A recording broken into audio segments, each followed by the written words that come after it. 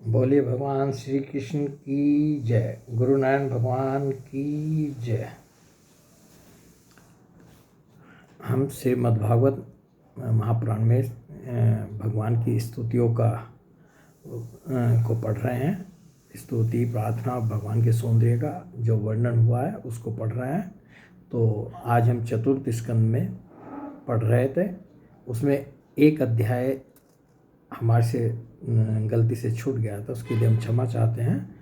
तो उसमें जो है महाराज पृथु ने भगवान की श्री विष्णु भगवान उनके यज्ञ के बाद जो है प्रकट हुए थे उनकी स्तुति की थी। तो इस अध्याय को जो है हम अभी इस वीडियो के द्वारा जो है इसमें पढ़कर जो है स्कंद 4 का ये पूरा कर रहे हैं। तो स्कंद 4 का 20वां अध्याय है।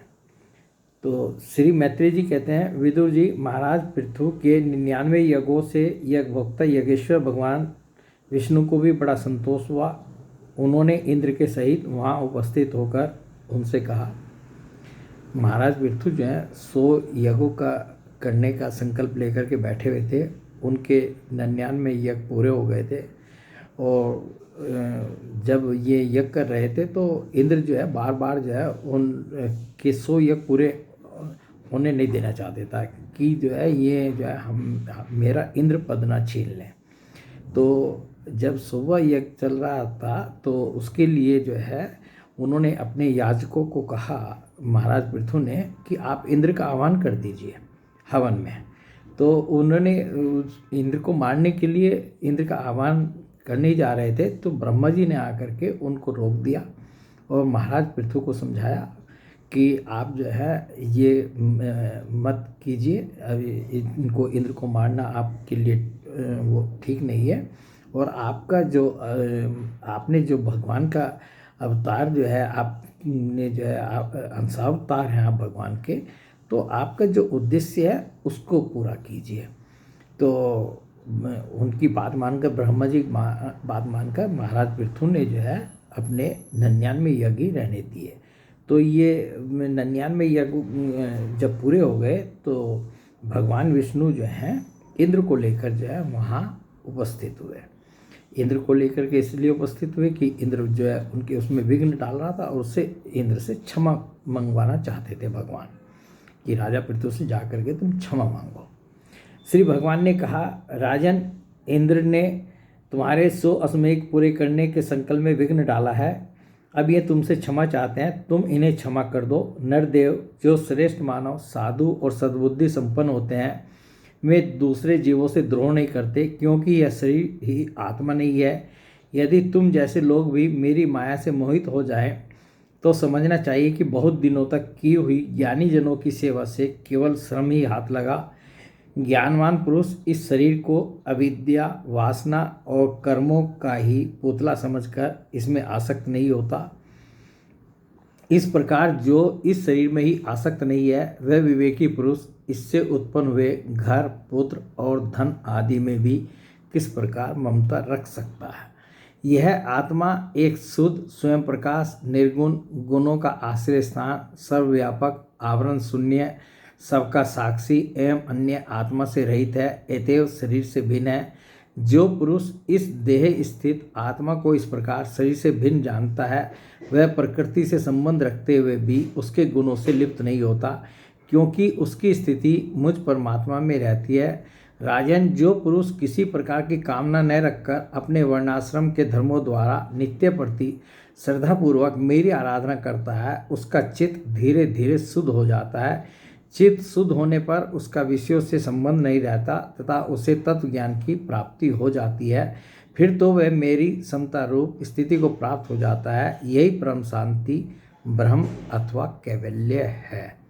जो पुरुष यह जानता है कि शरीर, ज्ञान, क्रिया और मन का साक्षी होने पर भी कूटस्थ आत्मा उनसे निर्लिप्त ही रहता है, वह कल्याण में मोक्ष पद प्राप्त कर लेता है। राजन, गुण प्रवाह रूप आवागमन तो भूत, इंद्रिय, इंद्रियाभिमानी देवता और चिदाभास, इन सब की समष्टि रूप परिच्छिन्न लिंग शरीर का ही हुआ करता है। इसका सर्वसाक्षी आत्मा से कोई संबंध नहीं है। मुझ में दृढ़ अनुराग रखने वाले बुद्धिमान पुरुष संपत्ति और विपत्ति प्राप्त होने पर कभी हर्ष, शोक आदि विकारों से के वशीभूत नहीं होते। इसलिए वीरवर, तुम उत्तम, मध्यम और अधम पुरुषों में समान भाव रखकर सुख दुख को भी एक सा समझो तथा मन और इंद्रियों को जीतकर मेरे ही द्वारा जुटाए हुए मंत्री आदि समस्त राजकीय पुरुषों की सहायता से संपूर्ण लोगों की रक्षा करो। राजा का कल्याण प्रजा पालन में ही है, इससे उसे परलोक में प्रजा के पुण्य का छठा भाग मिलता है। इसके विपरीत जो राजा प्रजा की रक्षा तो नहीं करता किंतु उससे कर वसूल करता जाता है, उसका सारा पुण्य तो प्रजा छीन लेती है और बदले में उसे प्रजा के पाप का भागी होना पड़ता है। ऐसा विचार कर यदि तुम श्रेष्ठ ब्राह्मणों की सम्मति और पूर्व परंपरा से प्राप्त हुए धर्म को ही मुख्यतः अपना लो और कहीं भी आसक्त न होकर इस पृथ्वी का न्यायपूर्वक पालन करते रहो तो सब लोग तुमसे प्रेम करेंगे और कुछ ही दिनों में तुम्हें घर बैठे ही संकादि सिद्धों के दर्शन होंगे। राजन, तुम्हारे गुणों ने और स्वभाव ने मुझको वश में कर लिया है, अतः तुम्हें जो इच्छा हो मुझसे वर मांग लो। उन क्षमा आदि गुणों से रहित यज्ञ, तप अथवा योग के द्वारा मुझको पाना सरल नहीं है। मैं तो उन्हीं के हृदय में रहता हूँ जिनके चित्त में समता रहती है। तो इसके बाद जो है महाराज पृथु ने जो है जब भगवान ने इस प्रकार कहा तो महाराज पृथु ने जो है उनकी आज्ञा शिरोधार्य की और देवराज इंद्र जो है अपने क्रम से लज्जित होकर उनके चरणों पर गिरना ही चाहते थे कि राजा ने उन्हें प्रेमपूर्वक हृदय से लगा लिया और मनोमालिन्य निकाल दिया। फिर महाराज पृथु ने विश्वात्मा भक्तवत्सल भगवान का पूजन किया और क्षण क्षण में उमड़ते हुए भक्ति भाव में निमग्न होकर प्रभु के चरण कमल पकड़ लिए और जो है इनके नेत्रों से महाराज पृथु के नेत्रों से जो है उनकी ओर ये देखते ही रह गए और इनके नेत्रों में जल भर आने के कारण न तो भगवान का दर्शन ही कर सके और न तो कंठ गदगद हो जाने के कारण कुछ बोल ही सके। ऐसी उनकी मनोदशा हो रही थी महाराज पृथु के।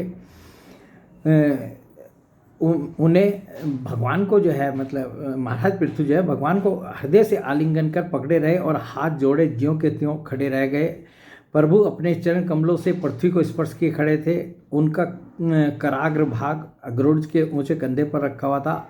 महाराज पृथु नेत्रों के आंसू पहुंचकर अतृप्त दृष्टि से उनकी ओर देखते हुए इस प्रकार कहने लगे। तो ये जो स्तुति थी इसको हम पढ़ने के लिए जो है इस अध्याय को तो महाराज पृथु बोले, मोक्षपति प्रभो, आप वर देने वाले ब्रह्मादि देवताओं को भी वर देने में समर्थ हैं। कोई भी बुद्धिमान पुरुष आपसे देहाभिमानियों के भोगने योग्य विषयों को कैसे मांग सकता है?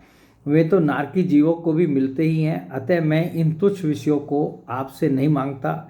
मुझे तो उस मोक्ष पद की भी इच्छा नहीं है जिसमें महापुरुषों के हृदय से उनके मुख द्वारा निकला हुआ आपके चरण कमलों का मकरंद नहीं है, जहाँ आपकी कीर्ति कथा सुनने का सुख नहीं मिलता। इसलिए मेरी तो यही प्रार्थना है कि आप मुझे 10,000 कान दे दीजिए जिनसे मैं आपके लीला गुणों को सुनता ही रहूं। तो महाराज पृथु ने जो है भगवान विष्णु से क्या मांगा कि आप मुझे 10,000 कान दे दीजिए जिससे मैं आपके लीला गुणों को सुनता ही रहूं। पुण्य कीर्ति प्रभो, आपके चरण कमल मकरंद रूपी अमृत कणों को लेकर महापुरुषों के मुख से जो वायु निकलती है उसे क्षमा करें, उसी में इतनी शक्ति होती है कि वह तत्व को भूले हुए हम कुयोगियों को पुनः तत्व ज्ञान करा देती है। अतएव हमें दूसरे वरों की कोई आवश्यकता नहीं है। उत्तम कीर्ति वाले प्रभो, सत्संग में आपके मंगल में सुयश को दैववश एक बार भी सुन लेने पर कोई पशु बुद्धि पुरुष भले ही तृप्त हो जाए, गुणग्राही उसे कैसे छोड़ सकता है? सब प्रकार के पुरुषार्थों की सिद्धि के लिए स्वयं लक्ष्मी जी भी आपके सुयश की को सुनना चाहती हैं। अब लक्ष्मी जी के समान मैं भी अत्यंत उत्सुकता से आप सर्वगुण धाम पुरुषोत्तम की सेवा ही करना चाहता हूँ, किंतु ऐसा न हो कि एक ही पति की सेवा प्राप्त करने की होड़ होने के कारण आपके चरणों में ही मन को एकाग्र करने वाले हम दोनों में कलह छिड़ जाए। जगदीश्वर जगजननी लक्ष्मी जी के हृदय में मेरे प्रति विरोध भाव होने की संभावना तो है ही, क्योंकि जिस आपके सेवा कार्य में उनका अनुराग है उसी के लिए मैं भी लालायित हूँ। किंतु आप दिनों पर दया करते हैं, उनके तुच्छ कर्मों को भी बहुत करके मानते हैं, इसलिए मुझे आशा है कि हमारे झगड़े में भी आप मेरा ही पक्ष लेंगे। आप तो अपने स्वरूप में ही रमन करते हैं, आपको भला लक्ष्मी जी से भी क्या लेना है। इसी से निष्काम महात्मा ज्ञान हो जाने के बाद भी आपका भजन करते हैं। आप में माया के कार्य, अहंकार आदि का सर्वथा अभाव है। भगवान, मुझे तो आपके चरण कमलों का निरंतर चिंतन करने के सिवा सत्पुरुषों का कोई और प्रयोजन ही नहीं जान पड़ता। मैं भी बिना किसी इच्छा के आपका भजन करता हूँ। आपने जो मुझसे कहा कि वर मांग, सो आपकी इस वाणी का तो मैं संसार को मोह में डालने वाली ही मानता हूँ। यही क्या, आपकी वेद रूपा वाणी ने भी तो जगत को बांध रखा है। यदि उस वेदवाणी रूप रस्सी से लोग बंधे न होते तो वे मोहवश सकाम कर्म क्यों करते।